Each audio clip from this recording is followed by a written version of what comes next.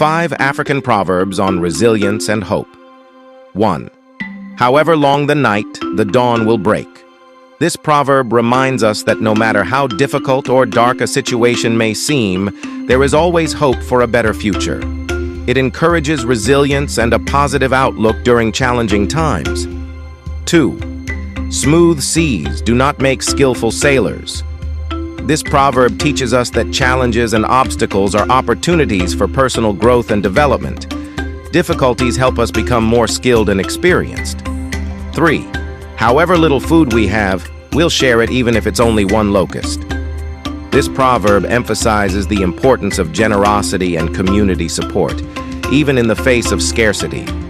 It underscores the idea that unity and kindness can make a little go a long way. 4. When there is no enemy within, the enemies outside cannot hurt you. This proverb highlights the significance of self-awareness and personal growth. It suggests that when we conquer our internal doubts and fears, external challenges become less intimidating. 5.